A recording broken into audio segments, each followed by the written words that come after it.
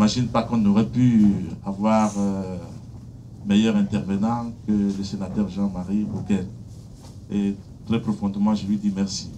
Parce que j'imagine que sur ce thème, il a dû avoir 1000 sollicitations depuis qu'il a été en charge de ce ministère. Ça nous va droit au cœur et ça nous fait énormément plaisir. Est-ce qu'on ne s'est jamais demandé exactement ce que c'est que la rupture de la France-Afrique? Quelles sont les conséquences de la rupture de la France-Afrique? Et tout le problème, toute la controverse vient de cela. Je voudrais bien sûr vous remercier d'être venu de bon matin. Parmi vous, saluer ma collègue sénatrice qui est également, nous sommes ensemble à la commission de la Défense et des Affaires étrangères.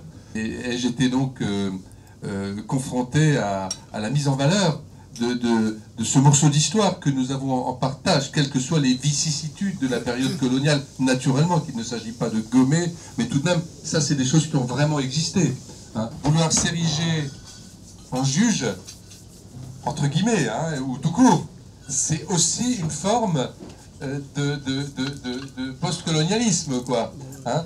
Au fond, si des choses doivent être dénoncées et jugées, c'est dans les pays souverains concernés que cela doit se faire.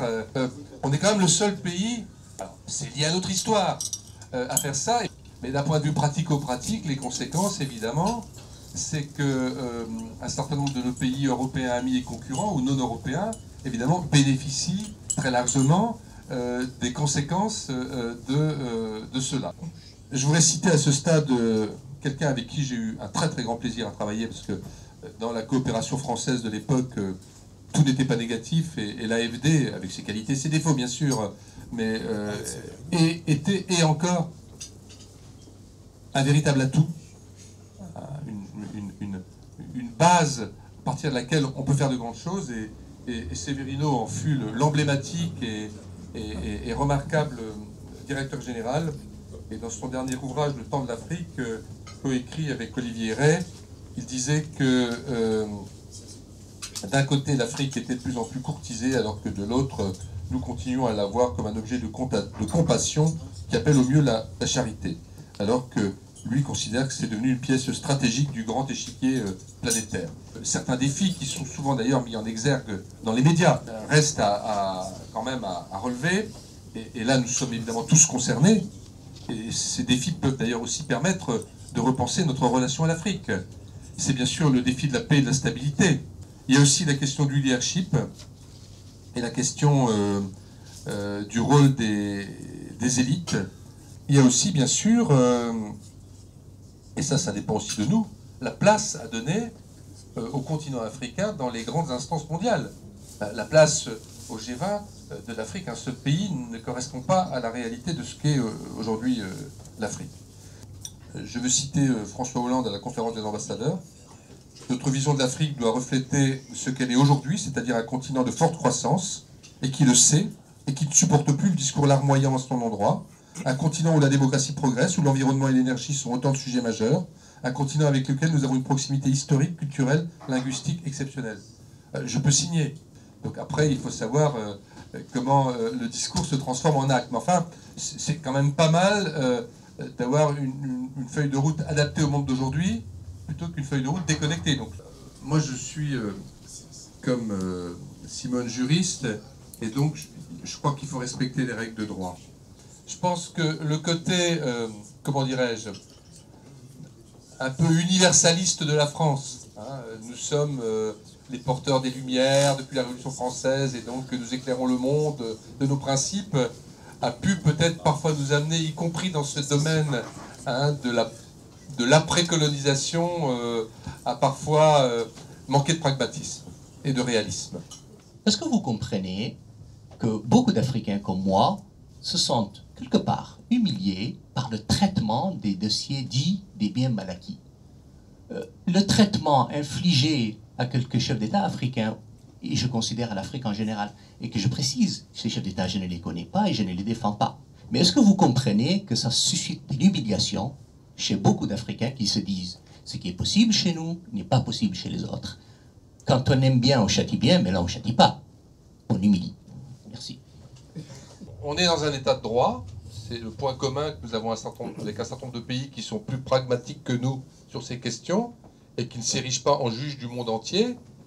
Et pour un exécutif quel qu'il soit, que ce soit celui d'hier ou d'aujourd'hui, je veux dire, si vous voulez garder une certaine légitimité politique dans le pays, vous respectez la séparation des pouvoirs.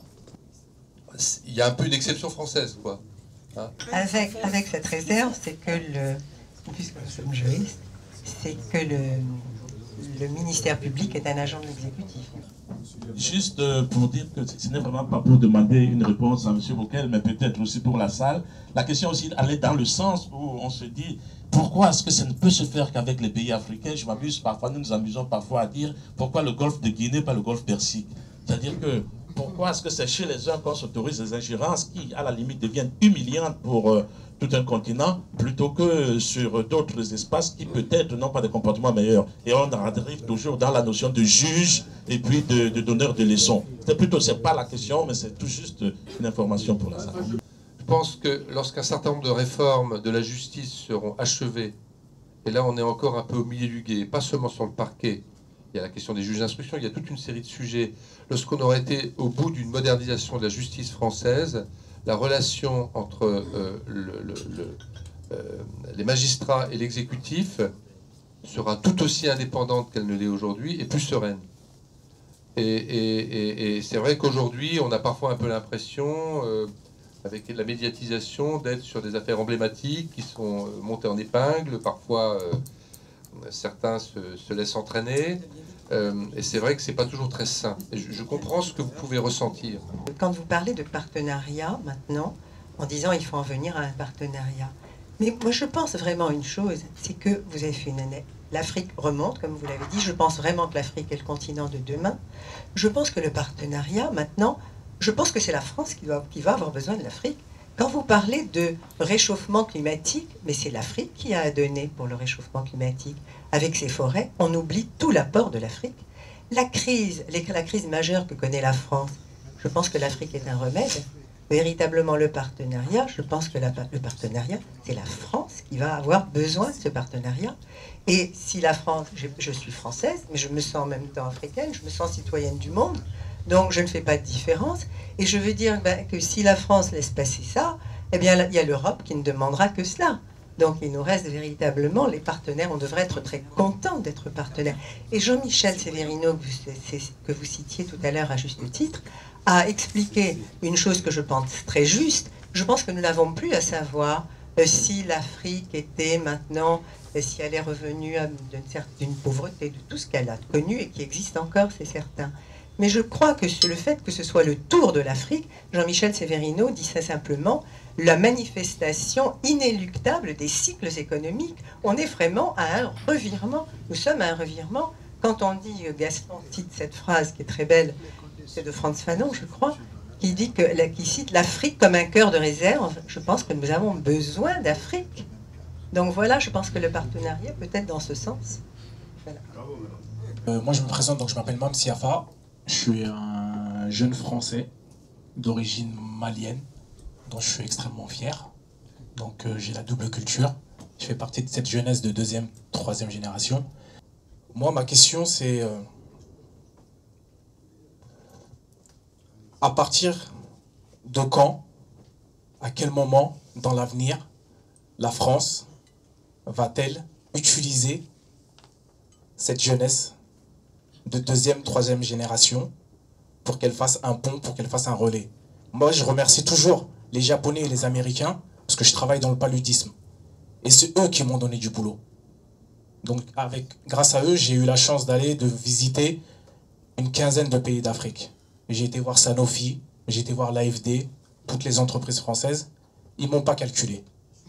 Donc, à un moment donné, voilà, il y a un problème. Et ce problème, il faut le résoudre. Il faut aller dans le fond.